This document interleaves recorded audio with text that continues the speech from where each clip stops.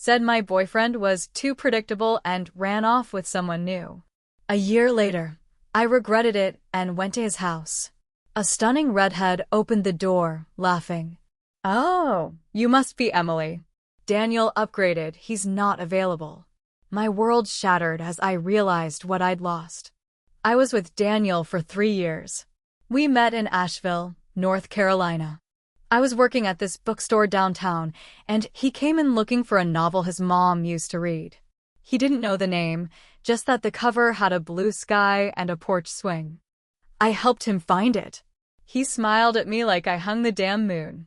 We went for coffee that afternoon and never really stopped. Daniel wasn't flashy. He didn't dress fancy, didn't have a big career, didn't throw around money. He worked as a mechanic. Drove an old Ford truck that rattled when it turned. Lived in a small 2-bedroom house his uncle helped him buy. He had a dog, Sadie, and every Sunday, he made pancakes from scratch. At first, it felt like a dream. Safe. Easy. Every holiday, he made me a card by hand. Every fight we had, he sat down and talked it through. He listened. God, he listened. But things started changing. Or maybe I did. Around my 29th birthday, I started feeling restless. Everyone I knew was moving up, new jobs, travel, new relationships. My social feeds were full of engagement rings, rooftop parties, and Cancun trips. Meanwhile, I was still sitting in Daniel's living room eating takeout and watching the same shows. I started wondering if I'd settled too soon. He didn't post on Instagram.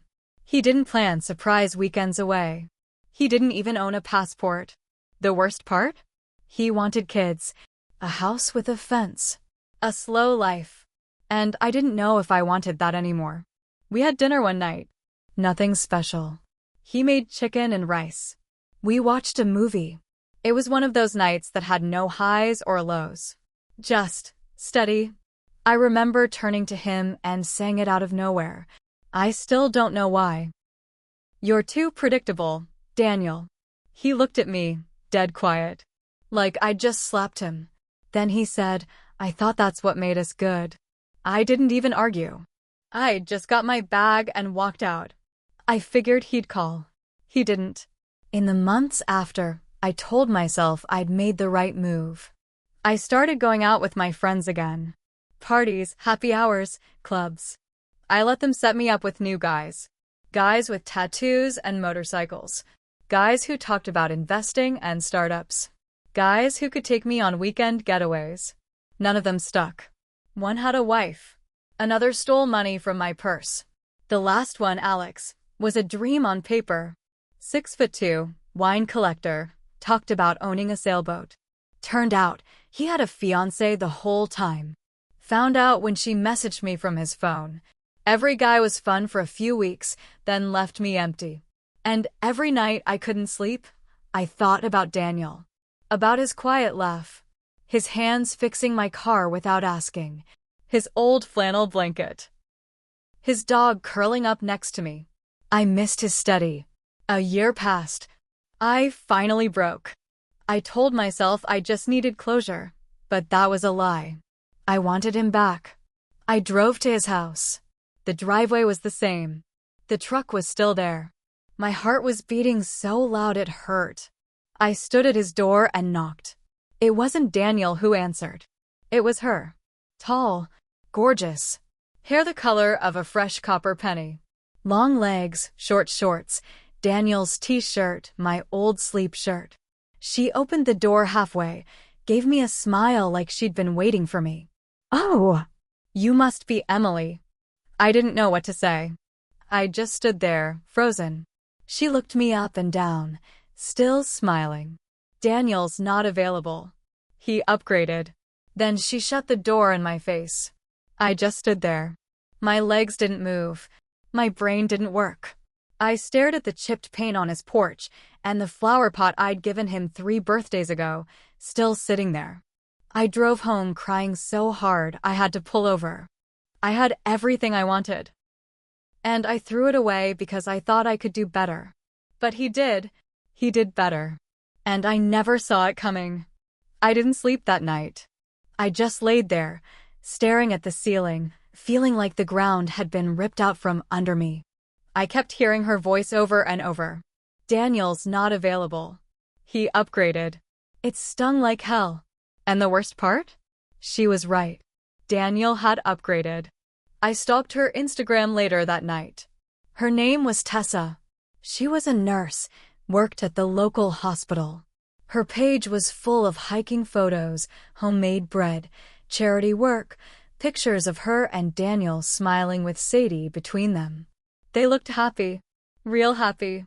It was like she slid right into my place and everything just fit. I hated her, but I hated myself more. I kept thinking, if I just talk to him, if I explain how lost I was, maybe he'll understand. I told myself I wasn't going to do anything stupid. But emotions make people stupid. A week later, I drove back to Daniel's. I waited until I saw him outside mowing the lawn. I pulled up and parked at the curb. He saw me. He turned off the mower, wiped his hands on his jeans, and walked over. I stepped out of the car. My heart was pounding. I opened my mouth, but nothing came out. He broke the silence. "Don't do this, Emily." His voice was flat. Tired. "I just want to talk," I said. He shook his head. "You talked when you left." "I made a mistake." He stared at me. "Yeah, you did." I took a step closer. "Daniel, Tessa's inside." He cut in. "She doesn't deserve drama on a Sunday." That hit hard. "I'm not trying to cause drama," I said, quieter. I miss you. And I know I was wrong." He let out a small breath, looked up at the sky like he was searching for patience. "You didn't just walk away," he said. "You made me feel like I was a burden. Like being solid, dependable, being me, wasn't enough. I spent months thinking I bored you. I questioned everything. I was scared," I said. Everyone was moving forward, and I felt stuck. Daniel looked me dead in the eyes. "And now you're the one stuck." He wasn't trying to hurt me. He was just being honest. "Emily," he said, "I loved you more than anything. But I'm not the same man you left." He turned to walk away. I stood there, tears in my eyes, as he picked the mower back up and finished the lawn. I should have left. But I didn't. I couldn't. Over the next few weeks, I started doing something I knew was wrong. I kept tabs on them. Drove by sometimes. Stalked their social media. It was like I needed to see it to believe it. That he had really moved on. That she had my life now. And then I saw something. A ring. On her finger. They were engaged. I spiraled. I started texting him. Just little things. "Hope Sadie's doing okay. Saw your mom at the store," she said hi. He didn't respond. Then one night I left a note in his mailbox. It just said, "Please meet me. One last time. I need to say what I couldn't before." He never answered. But a week later, I got a message from an unknown number. It was Tessa. "Stop. Whatever game you're playing, it's over. You had your chance. You lost it. Don't make me block you and call the cops. Move on, Emily." My hands were shaking. I didn't reply. She was protecting him. Just like I used to. I didn't text back. Not because I didn't want to, but because I didn't know how to respond without sounding desperate or crazy. And maybe I was a little of both by then. But after Tessa's message, something shifted in me. Not anger. Not sadness. Obsession. I couldn't stop thinking about how fast she slid into my old life. My favorite coffee mug in one of her Instagram posts. Sadie curled up at her feet. The damn blanket Daniel and I picked out at a flea market now in the background of their engagement photo. It felt like someone had taken my memories, my home, and just painted over them. I started digging. Not because I thought it would fix anything. But because I needed something. A crack. A flaw. Anything that said their perfect life wasn't really perfect. I found her ex. Not easily. But enough scrolling through tagged photos and old comment threads on her nursing school posts got me to his profile. His name was Brandon. He still lived in Asheville. I messaged him. Told him I was writing a blog about relationships and wanted to talk to people who dated someone in the medical field. A complete lie. He agreed to meet for coffee. Brandon was average-looking, kind of jittery, and smelled like vape juice. But he talked a lot, and it didn't take long before Tessa came up. "She's a control freak," he said, stirring his fifth sugar packet into his cup. "I mean, sweet at first, yeah. But after 6 months, she wanted to fix everything. My diet, my friends, how I folded laundry. She micromanaged my life." I asked why they broke up. He laughed bitterly. "She cheated on me." Said it wasn't really cheating because we were emotionally done. Whatever the hell that means. Something cold crept through me. I asked when this happened. He told me the month, April. Daniel and I broke up in late March. I didn't say it out loud, but the timeline lined up a little too well. I went home that night, sat in my dark kitchen, and stared at my phone. My thoughts were spinning fast. What if Tessa was already seeing Daniel while we were still together? What if the whole upgrade line wasn't just rude, it was a confession? I needed proof. So I did something I'm not proud of. I created a fake Facebook account. Used a fake name, fake photo, everything. I added Tessa. And she accepted. Over the next few days, I watched her posts like a hawk. Commented here and there to blend in. Built a fake persona that she seemed to like. Then one night, she posted an old memory. Exactly 1 year ago, this was the night I met my forever. It was a photo of a bar patio. She was holding a drink. Her caption had a heart emoji and said, "Thanks for not letting me walk away that night."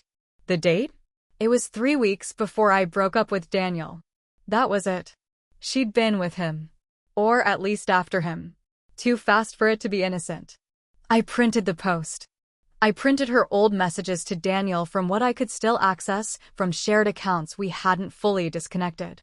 It wasn't concrete proof of cheating, but it was enough. And I mailed it. To Daniel. No note. No return address. Just the proof. I didn't expect to hear anything. But I did. 2 weeks later, I got a text from him. First one in over a year. I saw the envelope. That's all it said. I stared at my screen for 10 full minutes. Then another message came. "We need to talk." I met him at a small park near our old apartment. It was quiet, cloudy, and the benches were damp from the morning rain. I sat there waiting, heart pounding so hard it hurt. Daniel showed up 10 minutes late. Same truck. Same calm walk. But his face looked different, older, tighter, like he hadn't been sleeping. He sat down beside me. Didn't say anything for a minute. Then he reached into his coat pocket and pulled out the envelope I'd mailed him. "I thought you were lying," he said, eyes still fixed on the ground. "But I checked the date on that photo. I remember that night." I didn't breathe. "She told me she met me at a bar the month after we started dating," he said. "Said her ex was history. Said you were long gone." He finally looked at me. "I guess we both got played." I swallowed hard. "I didn't send it to hurt you." Daniel shook his head slow. "You didn't do it for me, either." He was right. I didn't. I did it to pull her down. And maybe to get him back. He rubbed his hands together like he was trying to warm them. "She moved out this morning," he said. "Didn't fight it. Just packed up and left." "Are you okay?" I asked, my voice too small. He laughed, but there was no humor in it. "You know what's funny? I gave everything I had to 2 women in 2 years, and both of you made me feel like I wasn't enough." I looked down. I couldn't deny it. "You were more than enough," I whispered. He turned to me. "You left, Emily. You made me question my worth. And when I finally healed, you came back, not to say sorry, but to take me back like I was a thing you lost." His words hit like slaps. He stood up. "I'm not yours. Not anymore." I felt tears rise, hot and fast. "Daniel, no," he said. Firm. Cold. "You don't get to break me twice." He walked away. That was the last time I saw him in person. A few weeks later, I heard from a mutual friend that Daniel was leaving town. Got a job offer in Tennessee. Said he wanted a fresh start. I asked if he was bringing Sadie. She just nodded. Of course he was. Tessa tried texting me. A long, furious message about how I ruined her life. I didn't reply. I sat with everything I'd done. The cheating, the lies, the way I tried to win him back by ruining someone else. And I realized something awful. Even if Daniel had forgiven me, I would have just broken him again. Because I never fixed what was wrong with me. He was right. I didn't want to say sorry. I wanted to undo the consequences. So here I am, telling my story to the void because maybe someone else needs to hear it. Don't call love predictable just because it doesn't post pictures with filters. Don't chase the shiny thing and expect your steady thing to wait. Because if you're not careful, the person you thought would always be there will finally learn to stop opening the door. And when they do, you won't get another knock.